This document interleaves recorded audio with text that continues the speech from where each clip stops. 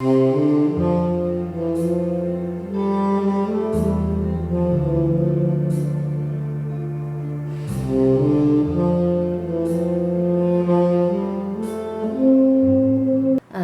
주간 평안들 하셨습니까? 여호와 샬롬. 우리가 잘 아는 성경 말씀 중에는 천하 만사가 다 때가 있다라는 말씀이 있습니다. 전도서 3장에서 우리에게 전하고 있는 말씀인데요. 전도서 3장 1절에서 8절 말씀을 보게 되면 이렇게 기록하고 있죠. 우리 다 함께 전도서 3장 1절에서 4절 말씀까지만 우리 한번 읽겠습니다. 1절부터 4절입니다. 시작. 범사에 기한이 있고 천하 만사가 다 때가 있나니 날 때가 있고 죽을 때가 있으며 심을 때가 있고 심은 것을 뽑을 때가 있으며 죽일 때가 있고 치료할 때가 있으며 할 때가 있고 세울 때가 있으며 울 때가 있고 웃을 때가 있으며 슬퍼할 때가 있고 있으며 아멘. 이렇게 계속해서 때에 대한 말씀을 하고 있는데요. 6절을 보니까 찾을 때가 있고 잃을 때가 있으며 지킬 때가 있고 버릴 때가 있으며 찢을 때가 있고 깨맬 때가 있으며 잠잘 때가 있고 말할 때가 있으며 이렇게 계속해서 때에 대한 이야기를 우리에게 전해주고 있습니다. 오늘 본문 말씀도 보게 되면 11절 말씀을 보니까 이렇게 되어 있죠. 또한 너희가 이 시기를 알거니와 자다가 깰 때가 벌써 되었나니 잘 때가 있으면 깨어날 때가 있다라고 하는 거죠. 특별히 사도 요한은요, 육신적으로 그냥 잠을 자다가 깨어나라 그런 얘기를 하는 것이 아니라 우리의 영적 상태에 대해서 말씀을 해주고 있는 것입니다. 예수 믿는 사람들은요, 영적으로 깊은 잠에 빠져 있으면 안 된다라고 하는 거예요. 그래서 지금 사도 바울은 영적으로 깊은 잠에 빠져 있는 사람들을 향해서 깨어나야 된다. 이것을 지금 촉구하고 있다라고 하는 것입니다. 오늘 우리가 이 시대를 살아가고 있는 많은 그리스도인들의 삶을 우리가 가만히 보게 되면은요, 깊은 영적 잠에 빠져 있는 경우들을 참 많이 볼 수가 있어요. 여러분, 우리가 지금 깊은 잠에 빠져 있으면요, 어떤 상태가 되겠습니까? 무방비 상태이잖아요. 무방비 상태가 되는 거예요. 그러면 여러분, 사탄 마귀는요 어떻게 하는지 아십니까? 베드로전서 5장 8절의 말씀을 보니까 근신하라 깨어라 대적 너희 대적 마귀가 우는 사자와 같이 두루 다니며 삼킬 자를 찾느니라. 우리의 대적 사탄 마귀는요 삼킬 자를 찾고 있는데요, 우리는 거기서 태연하게 잠을 자고 있다라고 하면 여러분 어떻게 되겠습니까? 물어 뜯길 수밖에 없다라고 하는 거죠. 죽을 수밖에 없다라고 하는 거예요. 그래서 오늘 이 시대를 살아가는 우리 그리스도인들이 무엇보다도 영적으로 깨어있을 필요가 있다라고 하는 것입니다. 오늘 우리 성도님들은 혹시라도 내가 영적으로 깊은 잠에 빠져 있다라고 하면 오늘 이 시간 이후로부터 다시 영적으로 깨어나서 우리의 저한 이 상황과 현실을 직시하면서 하나님의 말씀과 믿음으로 승리하는 우리 성도님들이 되시기를 주님의 이름으로 축원드립니다. 아멘. 오늘 은혜가 넘치려나 봐요. 아까서부터 자꾸 보기. 죄송합니다.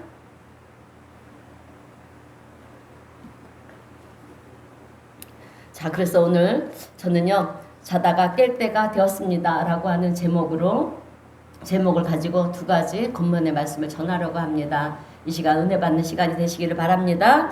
자, 첫 번째는 제약 속에 있는 나를 봐야 된다라고 하는 거예요. 제약 속에 있는 나를 봐야 됩니다. 오늘 우리 성도님들은 어떻습니까? 제약 속에 있습니까? 아니면 빛 가운데 있습니까? 아멘, 할렐루야. 자, 많은 사람들이 범하는 실수 중에 하나가 무엇이냐면 내가 제약 가운데 있으면서도 여러분 빛 가운데 있고 의롭다라고 착각하며 살아가고 있다라고 하는 거예요. 그 부분에 대해서 우리가 깨어서 나의 현실을 정확하게 볼 수 있어야 된다라고 하는 것입니다. 오늘 우리가 교회에 와서는 하나님을 찬양하면서 이렇게 예배를 드리고 있고 또 하나님께 영광을 돌리지만 세상에 나가서는 어떻습니까? 세상과 벗하며 짝하며 살아가면서 제가 죄인 줄도 모르고요, 저지르고 범하는 그런 경우들이 얼마나 많은지 모른다라고 하는 것입니다. 그래서 오늘 우리는 매일의 일상 속에서 나 자신을 늘 돌아보면서요 살아야 될 줄로 믿습니다. 그런데 나 자신을 돌아본다라고 했을 때 돌아보려면 여러분 무엇이 필요하겠습니까? 나 자신을 보려면 무엇이 필요하겠습니까? 여러분 우리 어제 집사님 화장할 때 뭘 봅니까? 거울이 있어야 되잖아요. 나를 보려면. 그죠? 예, 거울이 있어야 돼요. 그리고 내가 바른 길을 가고 있는지 아닌지를 알려면 여러분 뭐가 필요하겠습니까? 길을 가려면 바른 길을 가려면 뭐가 필요하죠? 지도가 필요하잖아요. 그러니까 내 인생에 있어서 바른 지도가 무엇이겠습니까? 내 인생에 있어서 나를 비춰주는 바른 그 거울이 뭐겠느냐라고 하는 거예요. 여러분 요즘 보면 거울의 종류가 참 많이 있어요. 그죠? 그래서 종류에 따라서 내가 길쭉해 보이는 거울도 있고요. 또 뚱뚱해 보이는 거울도 있고, 예, 또 내가 찌그러 보이는 그런 거울도 있고요.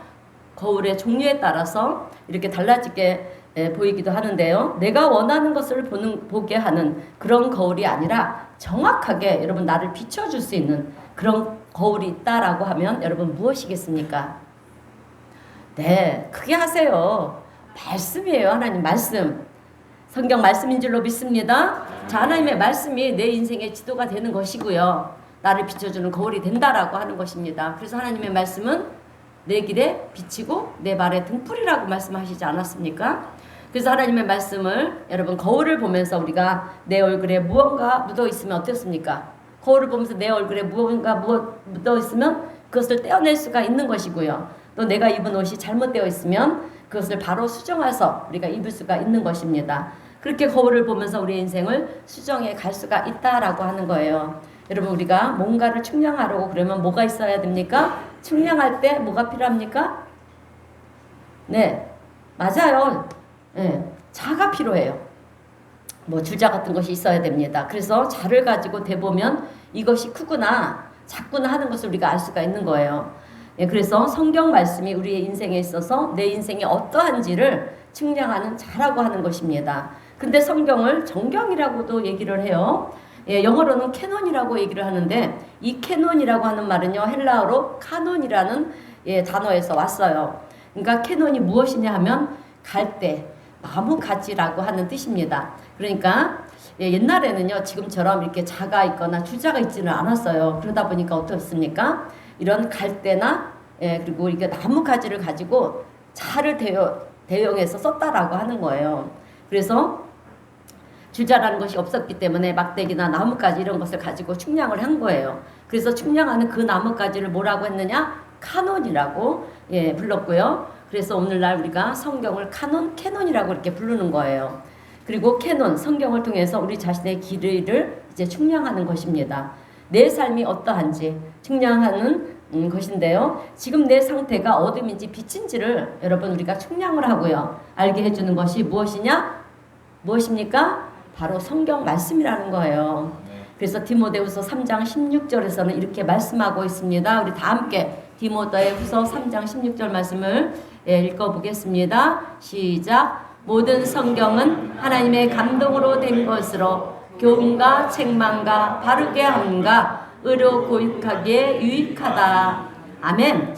유익하다라고 말씀하고 있어요. 그래서 우리가 성경 말씀을 가까이 하고요. 묵상하는 것을 통해서 내가 지금 바른 길을 가고 있는가 아니면 세상에서 이야기하는 것을 바라보면서 따라가고 있는가 나는 성경에서 하라고 하는 것에 순종하면서 그렇게 살아가고 있는가 아니면 내가 하고 싶은 것을 내가 하면서 살아가고 있는가 우리 자신을 돌아보게 될 줄로 믿습니다. 만약에 내가요 하나님 말씀을 따르지 않고요 세상을 따른다라고 하면 세상의 죄와 벗하며 산다라고 하면요 여러분 우리는 교회에 와서 이렇게 예배를 드리지는 모르지만 예배를 드리고 있는지는 모르지만 우리를 빛의 자녀라고 얘기할 수가 없다라고 하는 거예요. 여러분 시인 중에 우리가 잘 아는 윤동주라는 시인이 있어요. 크리스찬 시인입니다. 28에 아주 짧은 인생을 살았던 시인이셨어요. 일제시대 때 아주 고문을 너무 많이 당해서 여러분 일본 그 후쿠시마 형무소에서 1945년에 28세의 젊은 나이에 옥사하고 말았습니다. 근데 그분의 시 가운데 제일 유명한 시가 여러분 무엇인지 아시죠? 서시. 예, 우리가 다 좋아하는 시잖아요. 예, 저도 이 시를 참 좋아해요. 크리스찬이셨던 이 윤동수 시인이 쓴 이 서시라는 것을 읽다 보면은요, 여러분 우리 그리스도인들이 이렇게 살아야 된다는 하나의 샘플을 보여주고 있다라고 하는 거예요.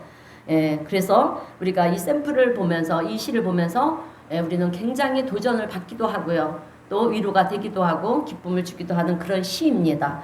내용은 이런 거예요. 죽는 날까지 하늘을 우러러 한 점 부끄러움이 없기를. 이렇게 시작이 되지요. 죽는 날까지 하늘을 우러러 한 점 부끄러움이 없기를. 잎새에 있는 바람에도 나는 괴로워했다. 여러분 바람이 불면 나무 잎사귀들이 살랑살랑 다 움직이죠. 그런데 그 잎사귀에 있는 바람에도 몹시 괴로워했다라고 하는 거예요. 여러분 이것은요 영적으로 보통 민감하지 않으면 그럴 수가 없는 거예요. 깨어있는 그리스도인의 모습인 것입니다. 그리고 별을 노래하는 마음으로 모든 죽어가는 것을 사랑해야지. 그리고 나한테 주어진 길을 걸어가야지. 이렇게 기록하고 있는데 누가 뭐라 그래도 나는 나에게 주어진 길을 걸어가겠다. 그리스도인의 바른 삶의 자세를 보여주는 그런 시라고 하는 것입니다. 여러분 이 서시는요 영적으로 깨어 있으려고 고군분투하는 한 청년의 신앙적 자세를 보여주는 시예요. 그래서 저는 이 시를 읽을 때마다 참 위로가 되고 참 힘이 되고요. 얼마나 좋은지 모릅니다. 근데 오늘 나는요 내 삶의 이 형편이라든지 내 처지 이런 것을 보지 않고요. 그냥 세상이 흘러가는 대로 어떻게 했었든지 버티고 살아남기 위해서 그렇게 살아갈 때가 얼마나 많은지 모른다라고 하는 것입니다. 정신을 차리지 않으면 이 험한 세상에서 내가 살아갈 수가 없다. 이 일을 악물고 치열하게 사는 사람들이 세상에는 얼마나 많은지 모른다라고 하는 것입니다. 저는 우리 성도님들에게 가끔 가다가 요즘 어떻게 지내세요? 요즘 어떻습니까? 이렇게 질문들을 해요. 그냥 안부를 묻는 것이 아니라 여러분 진심으로 묻는 거예요. 그러면 거의 대부분이 뭐라고 말씀을 하십니까? 너무 힘들어요. 너무 어렵습니다. 이렇게들 말씀들을 하죠. 이런 말을 들으면요 너무도 안타깝고요. 어떻게 해서든지 잘 됐으면 좋겠고 빨리 회복되었으면 좋겠고 격려해드리고 싶고 기도해드리고 싶고 그렇습니다. 근데 사는 게 힘들다고 해서 여러분 제가요 그렇게 힘들면 상황이 나아질 때까지 교회 나오지 마세요. 지금 하는 일만 열심히 하세요. 그렇게 제가 얘기해야 되겠습니까? 아니에요. 그럴 수는 없어요. 여러분 힘들지만 그럴수록 더 우리 성도님 힘내세요. 하나님 도와주실 것입니다. 이럴수록 하나님을 더욱 의지하세요. 정신 차려야 됩니다. 조금만 더 힘을 내시라고 하나님이 도우실 것이라고 하나님을 더욱 의지하게 하고 하나님만을 바라보게 만드는 것이 여러분 목회자의 사명이에요. 힘들어도 힘들고 어렵다고 여러분 그냥 되는 대로 사세요. 하고 싶은 대로 하세요. 이렇게 얘기할 수는 없는 것입니다. 힘들어도 그래도 바르게 살려고 노력해야 되는 것이고요. 어려워도 깨어 있으려고 노력해야 되는 것이고 힘들고 어려워도 여러분 되는 대로 살면 안 되는 줄로 믿습니다. 좋은 게 좋다는 식으로 그렇게 살려고 그러면 안 된다라고 하는 것입니다. 그러면 오히려 더 우리의 삶은 힘들어져요. 여러분 더 어려워질 수밖에 없다라고 하는 것입니다. 그러니 하나님 말씀을 돌아봐야 되고요. 이렇게 제가 건면할 수밖에 없다라고 하는 것입니다. 오늘 본문 12절 말씀도 보게 되면 우리가 어둠의 일을 벗고 빛의 갑옷을 입어야 된다 이렇게 말씀하고 있어요. 여러분 무슨 뜻이냐면 빛의 갑옷을 입으라는 거예요. 어둠의 삶을 살지 말라라고 하는 거죠. 제약된 삶에서 돌아서야 된다라고 하는 것입니다. 내가 힘들고 어려울수록 세상과 타협하는 것이 아니라 하나님의 말씀 가운데로 돌아와서 서야 된다라고 하는 거예요. 그리고 나에게 주어진 인생 가운데 여러분 중요한 일을 행하면서 살아야 되는 거예요. 왜냐하면 우리에게 주어진 여러분 시간은 제한이 되어 있기 때문에 그렇습니다. 여러분 영원히 사는 사람 있습니까? 없어요. 우리에게는 주어진 시간이 있고요. 우리의 연륜을 통해서 볼 때 여러분 앞으로 살 날보다 죽을 날이 가까워진 우리 인생들입니다. 그래서 우리에겐 주어진 시간이 없기 때문에 여러분 우리는 이 주어진 시간을 통해서 바르게 살려고 노력을 해야 된다라고 하는 것입니다. 내가 바쁜 일에 시간을 다 써버리면은요 좋은 일, 선한 일, 예, 하나님이 기뻐하시는 일을 우리가 쓸 수 있는 시간이 없어요. 상대적으로 줄게 되어 있다라고 하는 것입니다. 그런데 그렇게 내 마음대로 세상이 요구하는 대로 그렇게 살다가 마지막에 내 인생을 돌아보면 여러분 정말 주님을 위해서 한 것이 아무것도 없다라고 하는 거죠. 그러면 그 인생은 여러분 어려운 인생이 될 수밖에 없어요. 하나님 앞에 설 때 무가치한 인생이 되어버리고 만다라고 하는 것입니다. 내가 인생을 오래 산다고 해도 정말 하나님이 내 인생을 인정해주는 시간은 그리 길지가 않다라고 하는 거예요. 그래서 오늘 우리는요 세상을 따라가면 안 되는 줄로 믿습니다. 이 말의 표현은 어두운 밤을 사는 것처럼 살지 말라라고 하는 표현인 거예요. 제가 아주 오래전에 예전에 뭐 얘기했던 적이 있는데 제가 한 20년 전인 것 같아요. 홍콩 마카오를 다녀온 적이 있어요. 갔다 왔어요. 뭐 제가 뭐 이거 하러 간 거 아니에요. 오해하지 마세요. 전 그런 거 관심도 없고요. 어떻게 하는지도 몰라요. 정말 언니랑 또 이렇게 아는 사람들이 지인들이랑 같이 이렇게 홍콩에 여행을 갔다가 가게 되었어요. 그래서 하룻밤을 이 마카오에서 묵게 되었는데 얼마나 도시가 화려한지 몰라요. 예.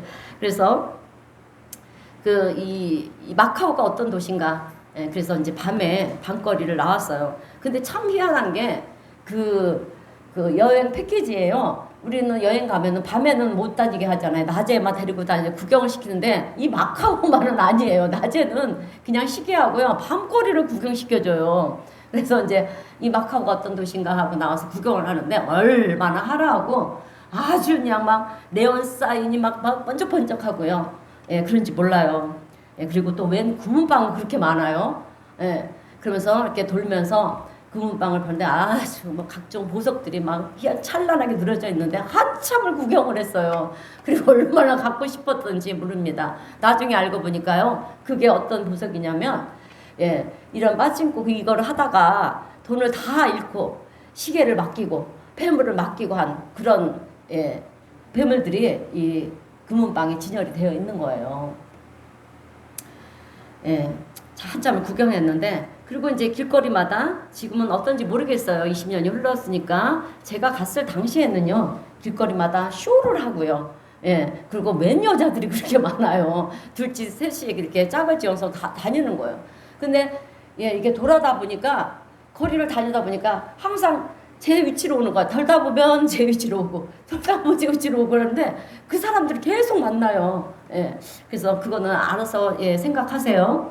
예, 그러면서 이제 그렇게 거리에 쇼를 하고요. 또 호텔 입구마다 1층에는 화려하게 불이 켜져 있고요. 거기서 도박을 하는 그런 모습들이 이렇게 보이는데 얼마나 집중도가 보통이 아닌 거예요. 예, 온갖 집중을 하는데 거기에 다 쏟아붓는 것을 볼 수가 있어요. 아마 그렇게 공부를 했다면 아주 박사 10개는 땄겠어요.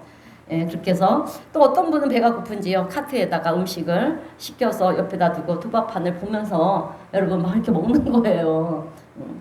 밥 먹는 시간도 아까운 거죠.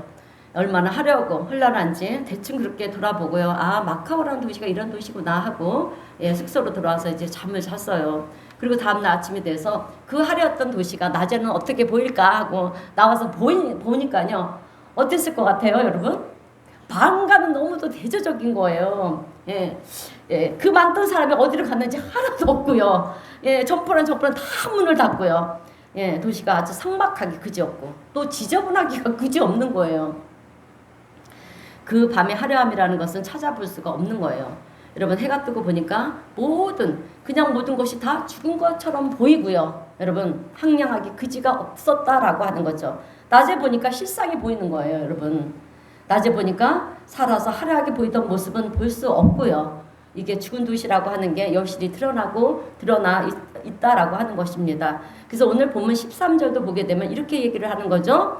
낮에와 같이 단정히 행하고 방탕하게 술 취하지 말며 음란하거나 호색하지 말며 다투거나 시기하지 말라. 이 얘기인 것입니다. 밤 문화를 보니까 얼마나 화려하고 방탕하고 술 취하고 음란하고 그렇게 밤을 사는 것처럼 살지 말고 우리 그리스도인들은 낮에와 같이 단정히 살아야 된다라고 하는 것입니다. 근데 오늘 우리가 그렇게 살고 있는가? 요즘 우리가 사는 세상을 보면 좋은 것이 얼마나 많은지 몰라요. 그죠? 우리를 유혹하는 것이 얼마나 많은지 모릅니다. 이럴 때 우리가 돈이 많으면 다 넘어질 수밖에 없는 거예요. 그러면 그런 점에서 볼 때 어찌 보면 여러분 돈이 없는 게 오히려 우리의 인생의 축복일 수가 있다라고 하는 거예요, 여러분. 사람들이 돈이 많고 시간이 많으면 뭐 하겠습니까? 여러분 뭐 할 것 같아요? 돈 많고 시간 많으면 그냥 재짓는 일에 쓰는 거예요, 여러분. 그동안 못 해본 거, 하고 싶은 거, 돈 많고 시간 많은데 뭐 하겠습니까? 그런 데 쓰죠. 남들 안 하는 거, 호화스러운 거 다 하는 거죠. 그런데 그것을 하나님이 기뻐하시겠느냐? 이것을 생각해야 된다라고 하는 것입니다. 내가 돈이 있겠다, 시간이 있겠다, 내가 하고 싶은 것을 하는데 그게 무슨 죄가 되는가? 이렇게 얘기하는 사람들도 사실 있어요. 근데 중요한 것은 그것을 하나님이 기뻐하시지 않는다라고 하는 것입니다. 아니면 어리석은 자라고 우리를 부르시겠는가? 그것을 우리는 돌아볼 필요가 있다라고 하는 것입니다. 그래서 오늘 우리는요, 내 영적인 상태가 어둠 가운데 죄를 벗하며 살고 있는지, 아니면 빛의 자녀로 빛의 갑옷을 입고 살아가고 있는지 우리는 볼 필요가 있다라고 하는 거예요. 만약에 여러분 내가 어둠 가운데 있다라고 하면 주저하지 말고 돌아설 수 있는 우리 성도님들이 되시기를 주님의 이름으로 축원드립니다. 자, 두 번째로 죄악 속에 있는 세상을 봐야 된다라고 하는 것입니다. 여러분 이 세상이 죄악 속에 있다라고 하는 것을 우리가 볼 수 있어야 됩니다. 그런데 잠이 들면 못 보잖아요. 그러나 영적으로 깨어있으면 그것을 볼 수가 있다라고 하는 거죠. 요즘 우리가 사는 세상은 참으로 위기의 시대라고 그렇게 말하지 않을 수가 없습니다.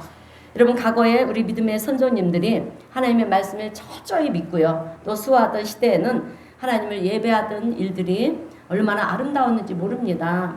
근데 주일 아침에 되면 여러분 제 어렸을 때 기억이 나는데요. 주일 아침이 되면 어떻습니까? 그 당시에는 종이 땡그랑 울렸어요. 저는 그 당시에 어디 살았냐면 충청북도 충주시 칠금동 옥갓이라는 동네에 살았어요.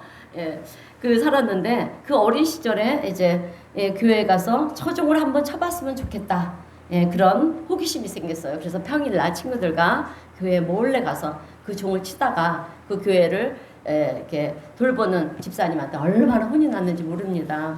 그렇게 교회에서 땡그랑 종을 치면은요, 집집마다 성도님들이 나와서 성경을 끼고 교회를 향하는 모습들을 볼 수가 있어요. 당시 우리 친할머니가 아무도 교회를 안 다녔는데 우리 친할머니가 교회를 다니셨어요. 그때 저는 할머니를 따라서 가끔씩 교회를 가곤 했습니다. 그리고 예배를 드리고 친구를 만나고 놀기도 하고요. 그때는 먹거리가 풍족했지 않았던 시대였어요. 여러분 제가 어린 시절만 해도 우리나라가 얼마나 못 살았는지 여러분 뭐 저 다 공감할 것 같아요. 나 연배들이 다 비슷해가지고 정말 너무 어려웠죠. 자, 그런데 교회를 가면은요, 달콤한 사탕을 주죠. 맛난 과자를 주죠. 그러니까 우리가 주일날 되면 교회를 많이 갔어요. 뭐 하나님이 누군지도 모르고 그냥 가서 그 과자 먹기 위해서, 그죠? 사탕 먹기 위해서 그렇게 어린 시절을 보냈던 것이 기억이 납니다. 그런데 그때 우리 믿음의 선조님들은요, 조상님들은 하나님을 잘 믿고요. 하나님 말씀에 순종하니까 하나님께서는 우리나라를 축복해 주셨다라고 하는 거예요. 여러분 우리나라가 OECD에 그러니까 전쟁으로 인해 우리나라가 얼마나 폐허가 된 나라였습니까? 일제 압제를 통해서 정말 모든 걸 뺏기고요. 거기다가 또 어떻습니까? 그리고 나서 이제 우리가 해방이 되었는데 해방이 되자마자 또 전쟁이 일어나서 그죠? 우리나라가 폐허가 됐어요. 전 세계의 꼴통이었던 나라였습니다. 그런 우리나라를 하나님께서 어떻게 했습니까? OECD 10위권 안에 넣어주셨다라고 하는 거예요. 요즘 세상 열방이 다 K-팝부터 시작해서 K-문화, 그죠? K-푸드, 별의별 것들이 다 있지 않습니까? 얼마나 우리나라 한국을 열망하게 하시고요, 주목하게 하시는지 몰라요. 근데 이제는 먹고 살만해지니까 우리가 어떻게 신앙생활을 합니까? 하나님의 말씀을 저버리고요, 돌아서기를 시작하는 거예요.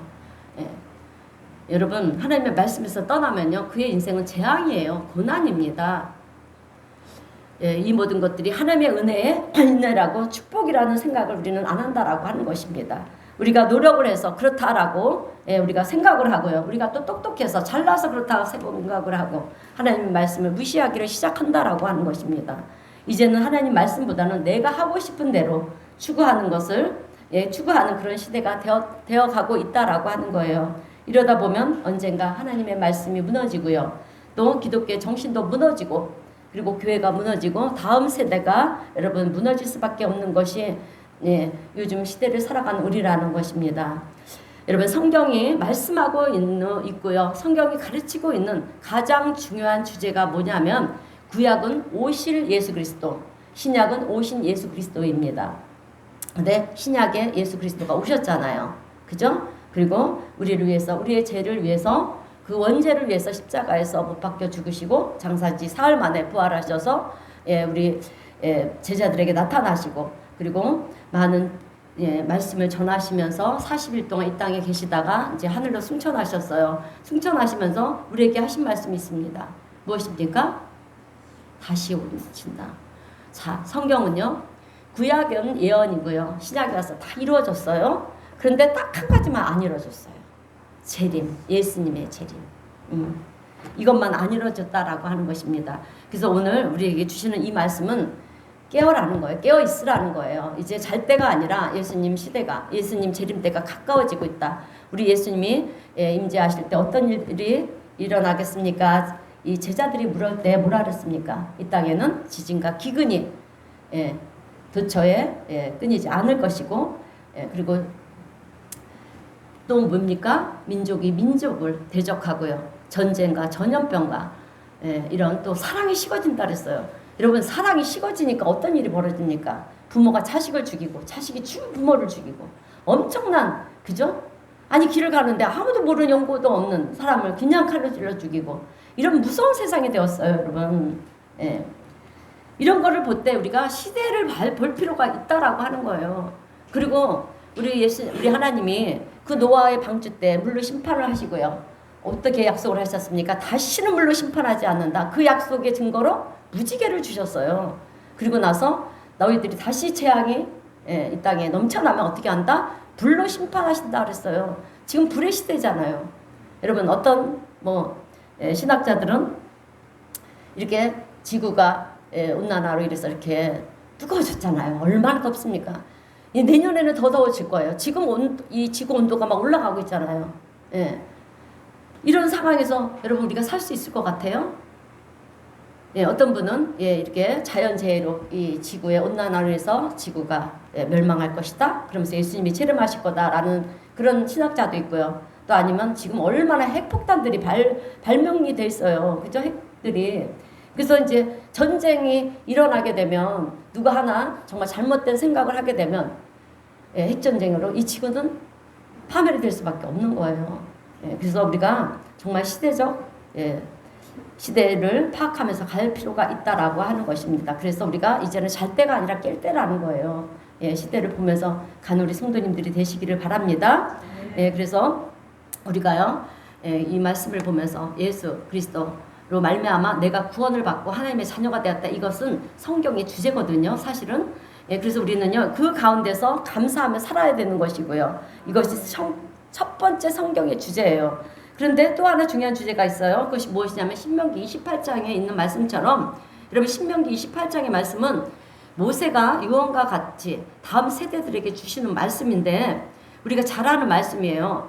그죠? 그래서 자, 신명기 우리 28장 1절에서 6절 말씀 우리 다 함께 한번 읽어보겠습니다. 신명기 28장 1절에서 6절 말씀입니다. 시작. 내가 내 하나님 여호와의 말씀을 삼가 듣고 내가 오늘 내가 명령하는 그의 모든 명령을 지켜 행하면 내 하나님 여호와께서 너를 세계 모든 민족 위에 뛰어나게 하실 것이라. 내가 내 하나님 여호와의 말씀을 청종하면 이 모든 복이 내게 임하여 내게 이르리니 성읍에서도 복을 받고 들에서도 복을 받을 것이며 내 몸의 자녀와 내 토지와 소산과 내 짐승의 새끼와 소와 양의 새끼가 복을 받을 것이며 내 강지리와 떡반죽 그릇에 복을 받을 것이며 내가 들어와도 복을 받고 나가도 복을 받을 것이니라. 아멘. 이 복을 받는 우리 성도님들이 되시기를 바랍니다. 자, 여러분, 이 말씀은 하나님의 말씀에 순종하라. 이것이 너희가 사는 길이고 복 받는 길이다. 축복과 저주는 우리 앞에 있다라고 하는 거예요, 여러분. 이제 너희가 선택해야 되는데 축복의 길을 선택하려고 그러면 하나님의 말씀을 청종하라는 거예요. 아멘. 이것이 성경에서 우리에게 가르쳐주고 있는 중요한 교훈이라고 하는 것입니다. 근데 이 말씀대로 된 나라가 어느 나라인지 아십니까? 할렐루야. 하나를 가르치지 우리 열을 아세요. 우리 성도님들은 우리나라 대한민국이에요, 여러분. 예, 예. 예, 아까 조금 전에도 말씀드렸잖아요. 아무것도 없던 나라잖아요. 그죠? 전쟁으로 인해서. 그래서 우리나라가 뭐 땅이 넓기를 합니까? 지하 자원이 있기도 합니까? 예, 전쟁으로 폐허가 되어서 아무것도 없는 나라였지 않습니까? 그때 우리 조상님들 할 수 있는 것이 무엇이었겠습니까? 그저 하나님 앞에 엎드려서 기도하는 것밖에 없어요. 하나님 살려주세요. 우리 자녀들을 살려주세요. 그렇게 기도하는 것밖에 없었습니다. 한 거라고는 하나님 말씀에 순종하면서 기도한 것밖에 없는데 하나님께서는 이 나라를 정말 세계 열방 가운데 세워주셨다라고 하는 거예요. 예. 지금 우리의 나이는요. 그 시대와 신세대를 우리가 공유하면서 지금 살고 있어요. 지금 젊은 세대는 몰라요. 그 어렸던 시대를. 그죠? 안 그렇습니까? 예. 우리가 먹을 것이 없어서 정말 어떻게 살아왔습니까? 보릿고기가 있었고요. 그죠? 우리 어렸을 때는 정말 먹을 것이 귀했어요. 보리, 개떡 그런 거. 진짜 먹기 싫었는데. 근데 지금은 너무 그리워요. 너무 이게 먹거리가 넘쳐나다 보니까 참 그리운 시대가 되었다라고 하는 거죠. 이렇게 하나님께서 우리나라를 축복해 주셨어요. 예. 그런데 여러분 그렇게 우리가 먹고 살만하니까 점점점 이제 하나님 말씀을 저버리고 세상 길로 나간다라고 하는 것입니다. 여러분 우리가 하나님 말씀에 대적을 하고요. 점점 우리가 어떤 삶을 살아가는지 알아요? 서구 유럽의 길을 따라가고 있어요. 여러분 유럽 쪽은요 지금 망하는 길로 가고 있습니다. 여러분 그걸 아셔야 돼요. 이러다가 하나님께서 손을 놔버리면 우리나라는 여러분 망하는 나라가 되고 만다라고 하는 것입니다. 그러면 지진도 올 수가 있고요. 또 자연재해가 올 수도 있고요. 전쟁이 올 수도 있는 것이고 이번에 전쟁을 보여주지 않습니까? 여러분 지금 이 시대에 무슨 전쟁이냐 이런 얘기들을 많이들 했어요. 그런데 이스라엘의 중동에서 전쟁이 일어났습니다. 이스라엘과 팔레스타인 전쟁이 일어났고요. 러시아와 우크라이나의 전쟁도 일어났으면 하고 있습니다. 이러다가 여러분 핵폭탄 하나가 터지면 어떻게 되겠습니까? 그냥 이 지구는 폐허가 되고 마는 것이 아니겠습니까? 그때 우리의 생명을 누가 지켜줄 수가 있느냐라고 하는 거예요, 여러분. 지금 그런 위기 상황이라고 하는 것을 우리가 알아야 된다라고 하는 것입니다. 그런데 그럼에도 불구하고 하나님의 말씀을 자꾸 대적하려고 하는 그 이유를 도대체 알 수가 없다라고 하는 거예요. 안타까운 일이 아닐 수가 없다는 것입니다. 요즘에 여러분 제가 질문 하나 하겠습니다. 여러분 남자가 아이를 낳을 수 있습니까? 없습니까? 없죠? 이런 말을 하면은요 여러분 인격 모독이 돼요. 요즘은요. 실제 있는 일입니다. 실제로요 미국의 그 뉴스 채널인 폭스 뉴스에서 나온 이야기입니다. 인터뷰를 하는데요. 남자는 애를 낳을 수가 없다라고 하니까 트랜스젠더들이요 어떻게 했는지 아십니까? 인격 모독하는 것이라고 하면서 논쟁을 하는 거예요. 여러분 지금 그런 시대가 되었다라고 하는 것입니다. 어떻게 남자가 아이를 낳을 수가 있습니까? 이게 말이 되는 소리입니까? 근데 현재 실제로 일어나고 있어요. 미국의 노스펠리스라고 하는 이 교회가 있습니다. 그러면 이 교회에서는 몇몇 성도들과 목사님이 동성애자들을 반대를 했어요. 근데 사실 미국도요 동성애를 여러분 어떻게 합법화 시켰어요. 이게 말이 됩니까?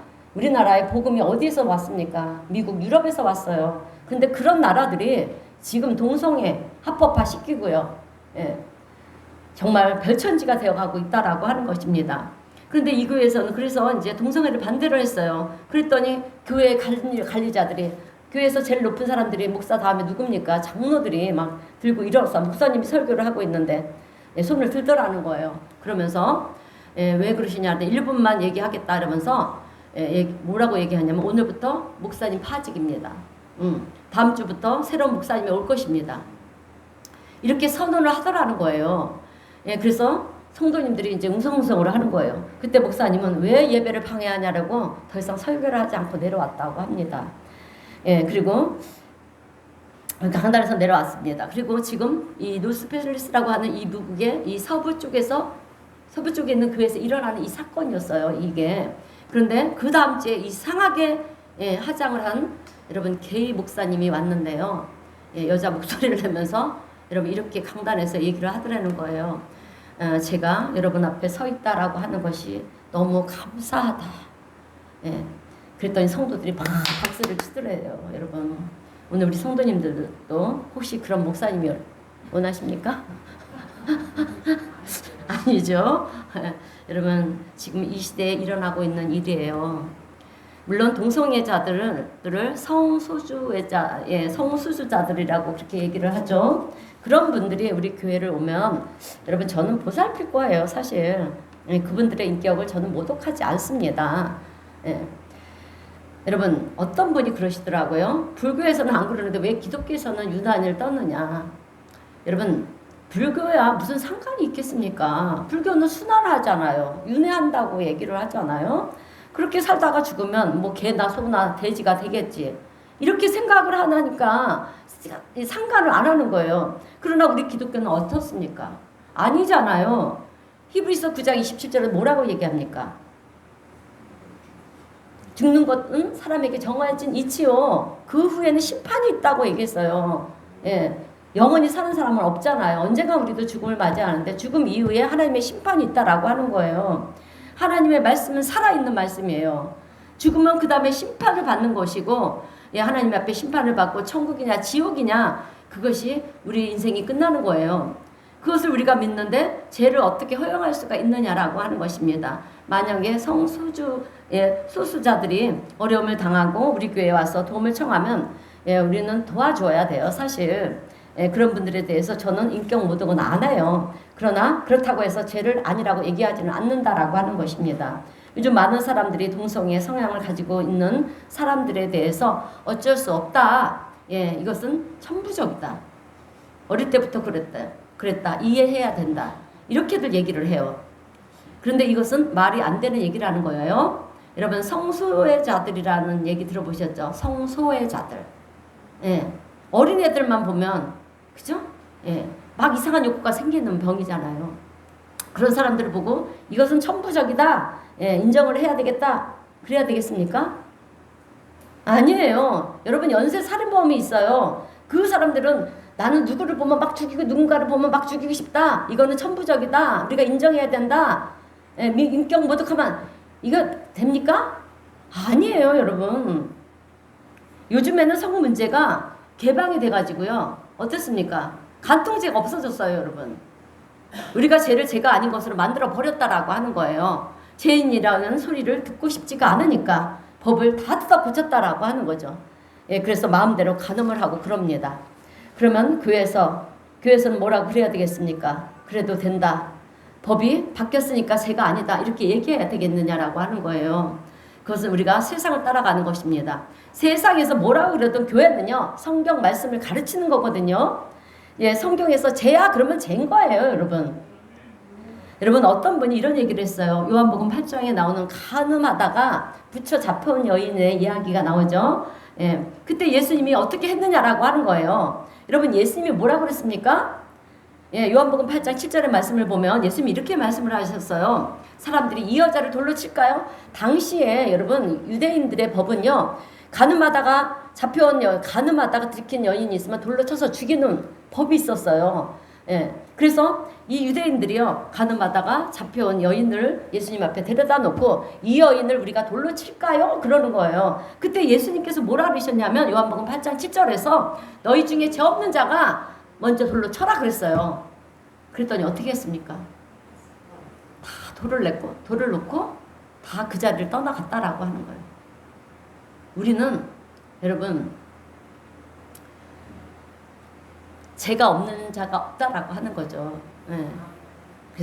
그리고 그 예수님께서 그 여인에게 또 뭐라고 하셨느냐? 요한복음 8장 11절 말씀을 보니까 나도 너를 정죄하지 않는다 그러셨어요. 이 얘기를 가지고 예수님도 정죄하지 않았다라고 그렇게 얘기를 하는 거예요. 교회에서는 그런데 왜 그렇게 정죄를 하느냐 이렇게 얘기를 하죠. 그런데 여러분, 그 다음에 하신 말씀이 여러분 중요한 거예요. 핵심인 것입니다. 그 다음에 뭐라고 그러셨냐면 가서 다시는 죄를 범하지 말라고 하셨어요, 여러분. 나도 너를 정죄하지 않지만 가서 다시는 똑같은 죄를 범하지 말라. 그렇게 말씀하셨다라고 하는 것입니다. 돌아설 수 있는 기회를 주신 것이지 그 죄를 용서하신 것이 아니라는 거예요, 여러분. 분명한 것 한 가지는 하나님은 죄를 괜찮다고 말씀하시는 하나님이 아니신 줄로 믿습니다. 죄를 끔찍히도 싫어하시는 하나님이시잖아요. 그래서 죄 가운데 있는 우리를 살리시기 위해서 하나님이 어떻게 하셨습니까? 예, 우리가 죄가 하나님을 죽게 만들었잖아요. 십자가에 매달리게 만들었다라고 하는 거죠. 그 하나님이 여러분 죄를 좋아할 것 같습니까? 예, 그래서 죄와는 조금 더 타협해서는 안 된다라고 성경은 우리에게 말씀하고 있는 거예요. 여러분 여기서 우리가 깨달아야 되는 것은 하나님은 단지 우리가 회개하고 돌아올 수 있는 기회를 주시는 하나님이시다라고 하는 것입니다. 그리고 회개하고 돌아온 사람은 누구나 용서하신다라고 하는 거예요. 이것이 교회의 역할입니다. 회개하고 돌아오는 사람에 대해서 교회가 무슨 권한이 있다고 그들을 정죄할 수가 있느냐라고 하는 것입니다. 우리도 죄인이에요. 똑같은 죄인입니다. 그러나 먼저 구원함을 받은 죄 용서를 받은 자뿐이지 여러분 똑같은 죄인이라는 거 하는 사실을 우리가 잊지 말아야 될 줄로 믿습니다. 누가 되었든지 우리가 다 하나님의 자녀로서 빛의 자녀로서 이렇게 살아가는 것을 우리는 추구해야 된다라고 하는 거예요.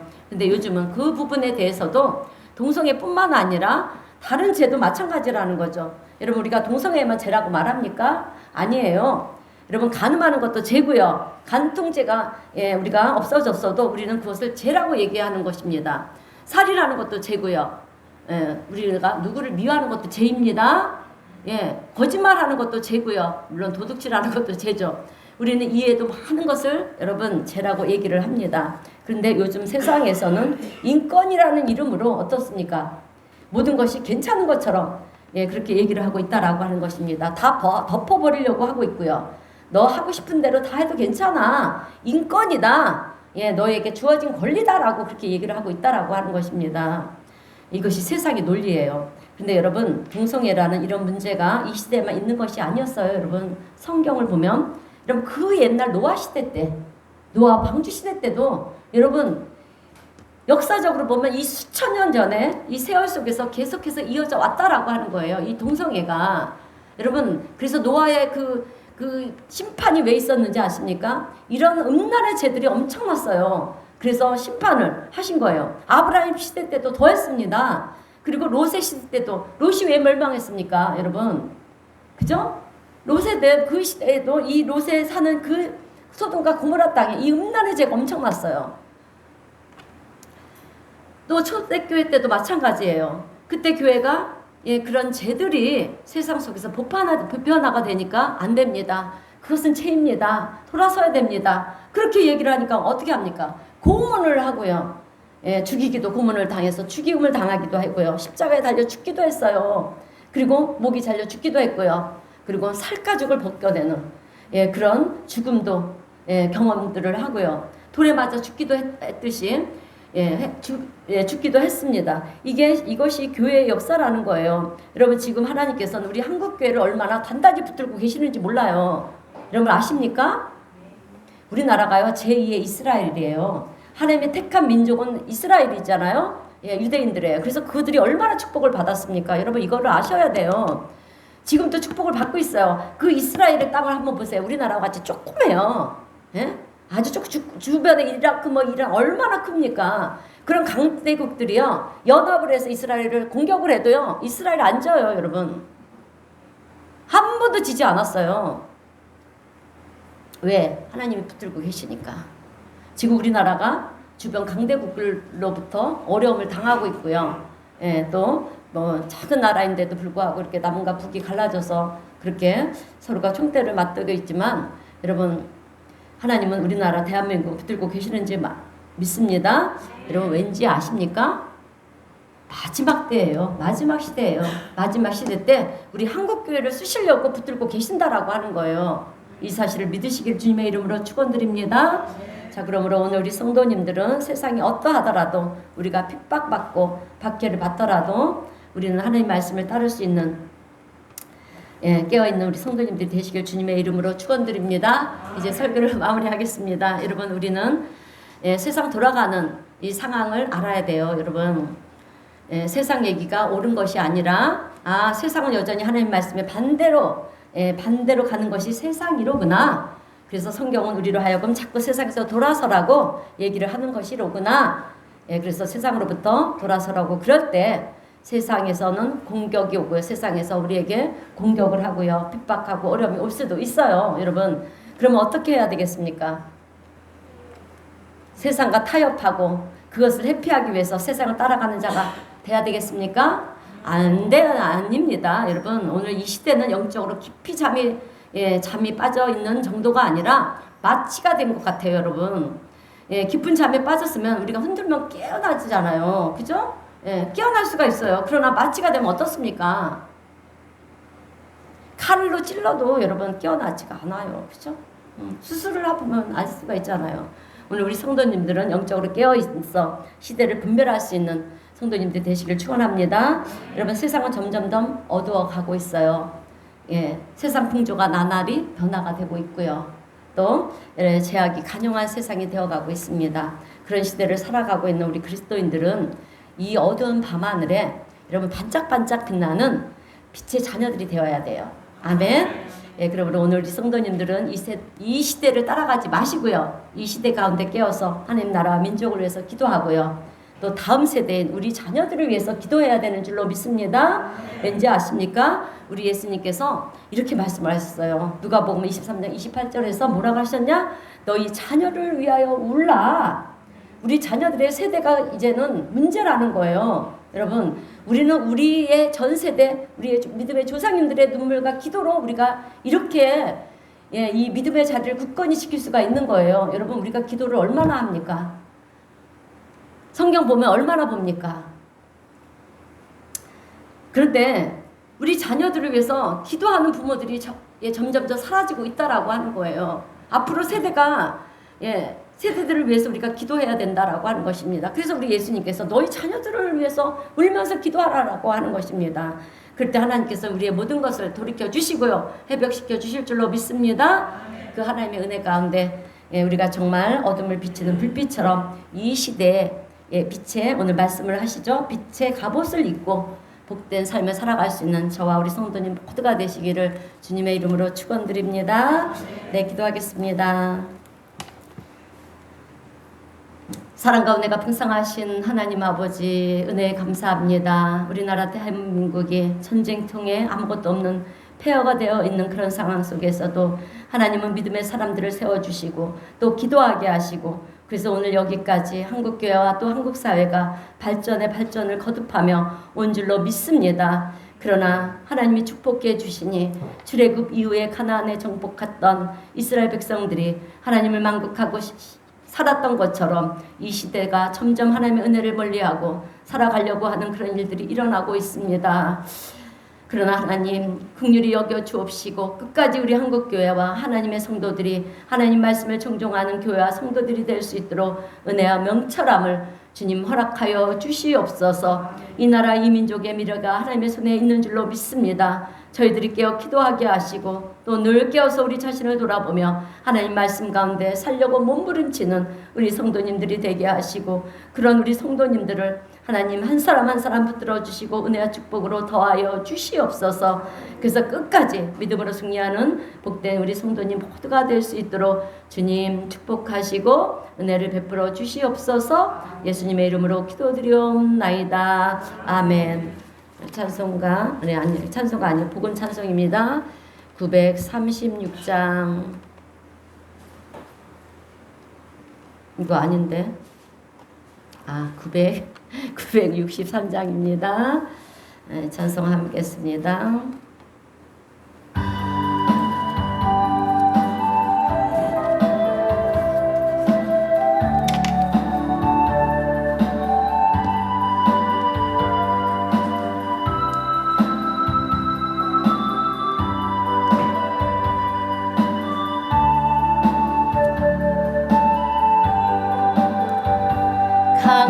캄캄한 인생길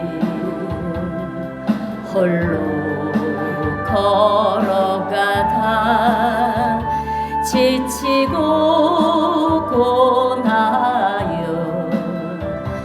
내 영혼 깊은 잠이 들었었네. 어두운 제약에 길을 걸어가다 상하고 찢기어 내 영혼 깊은 잠이 들었었네.